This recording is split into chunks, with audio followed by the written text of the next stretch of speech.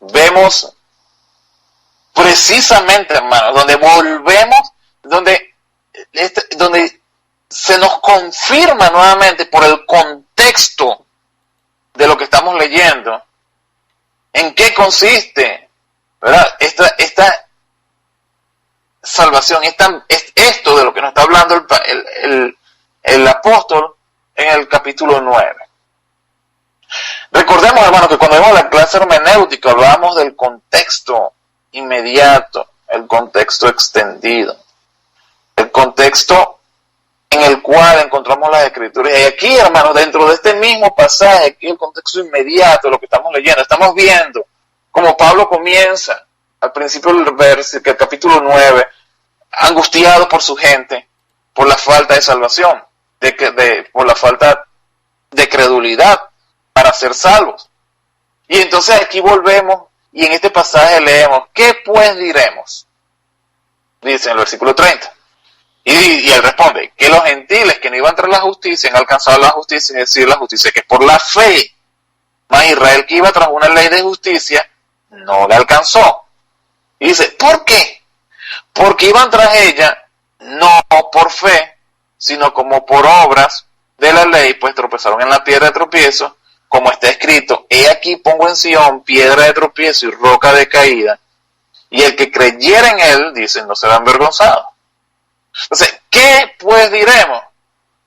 Que los gentiles alcanzarían justicia, que los gentiles han alcanzado la justicia. La justicia es por fe, pero Israel iba tras una ley de justicia, mas no la alcanzó. Dice, ¿por qué? Porque iban tras ella no por fe. Entonces, hermanos, si nos está hablando de que se alcanza o no se alcanza la justicia de Dios por medio de la fe, Pablo está manifestando que está consternado por la falta de fe de su gente. ¿Dónde entonces cabe en este pasaje, hermanos, de que Dios predestina a unas personas a ser salvas y otras no? Entonces, ¿en qué sentido tiene la fe? ¿Por qué tanta angustia de parte del apóstol Pablo? ¿Por qué tanta angustia?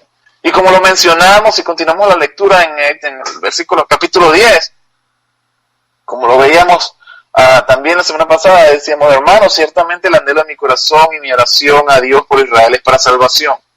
Porque yo les doy testimonio de que tienen celo de Dios, pero no conforme a ciencia, porque ignorando la justicia de Dios y procurando establecer la suya propia, no se han sujetado a la justicia de Dios, porque el fin de la ley es Cristo para justicia de todo aquel que en él cree. Nuevamente, hermano, la oración de Pablo es para salvación de su pueblo, y que el fin de la ley es Cristo para justicia de todo aquel que en él cree.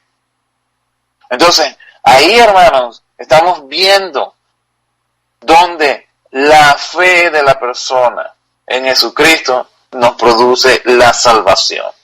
Por eso se preocupa, por eso está consternado Pablo, porque su gente no ha entendido eso.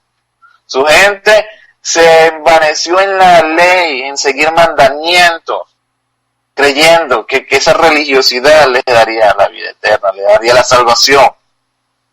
Pero él entendió de que no era así, de que la salvación viene por la fe, por creer en el Señor Jesucristo. Fíjense en algo, hermano.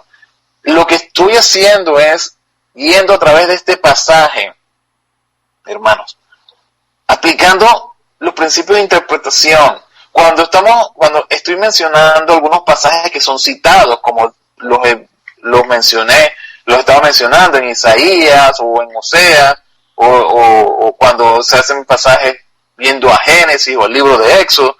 ¿Qué es lo que estoy haciendo, hermano? Estoy yendo al documento, al pasaje que el apóstol Pablo está citando, y me estoy yendo a aquel pasaje para entender en el contexto de aquel pasaje qué nos quiere decir ese pasaje, ese versículo que el apóstol nos está explicando.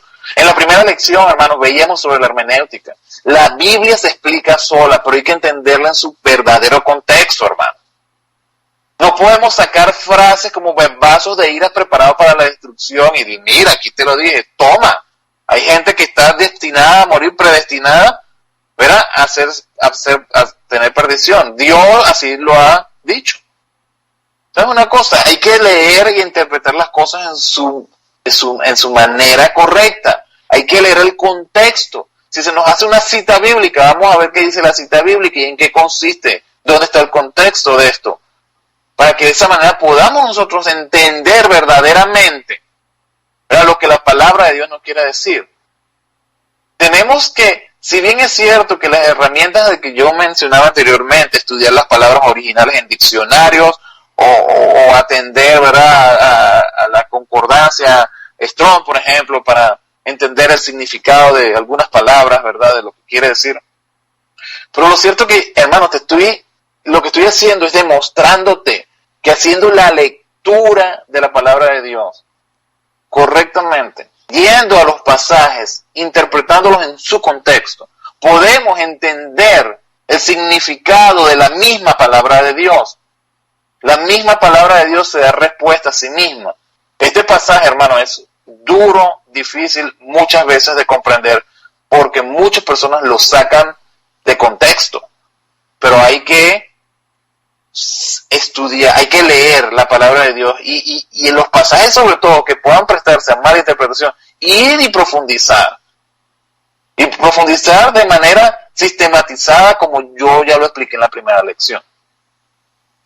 Entonces, porque continuamos acá la lectura, hermano, volviendo acá a Romanos 10, dice en el versículo 5, porque la justicia que es por la ley de Moisés, porque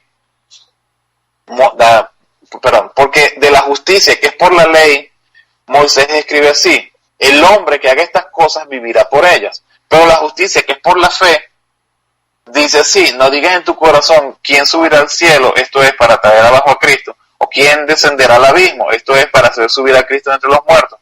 Más que dice, cerca de ti está la palabra, en tu boca y en tu corazón. Esta es la palabra de fe que predicamos, que si confesares con tu boca que Jesús es el Señor y creyeres en tu corazón que Dios le levantó de los muertos, serás salvo. Ok, vamos a ver este pasaje acá. En el versículo 5 dice, porque la justicia que es por la ley, Moisés escribe así: el hombre que haga estas cosas vivirá por ellas.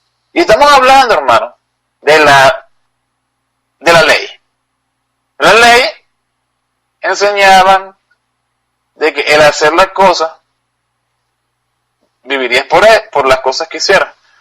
Pero ¿sabes qué? Poniendo la mirada en el Mesías siempre. Fíjate, en Deuteronomio, si vamos a ver dónde está esto escrito en la palabra de Dios, nos vamos al libro de Deuteronomio 30, 1, 2. Porque dice, porque de la justicia que es por la ley, Moisés escribe así. ¿Dónde? En Deuteronomio 30, 1 y 2. Sucederá que cuando hubieran venido sobre ti todas estas cosas, la bendición y la maldición que he puesto delante de ti, y te arrepentieras en medio de todas las naciones a donde te hubiese arrojado Jehová tu Dios, y te convirtieres a Jehová tu Dios, y obedecieres a su voz conforme a todo lo que te mando hoy, tú y tus hijos, con todo tu corazón y con toda tu alma, entonces Jehová hará volver a tus cautivos y tendrá misericordia de ti y volverá a recoger de entre todos los pueblos a donde te hubiera esparcido Jehová tu Dios. ¿Ok? Fíjate algo, hermano. Estamos hablando de que dice el versículo 5.3 de Romanos, no, 10.5. Porque la justicia que es por la ley, Moisés escribe así, que el hombre que haga estas cosas vivirá por ella. ¿Y qué es lo que está diciendo ahí? En ese pasaje cuando vamos a Deuteronomio. Dice que si que te convirtieras a Jehová y obedecieres a su voz conforme a todo lo que yo te mando hoy, tú y tus hijos y todo tu corazón, con todo tu corazón y con toda tu alma, entonces Jehová hará tal cosa. ¿Qué estamos viendo ahí?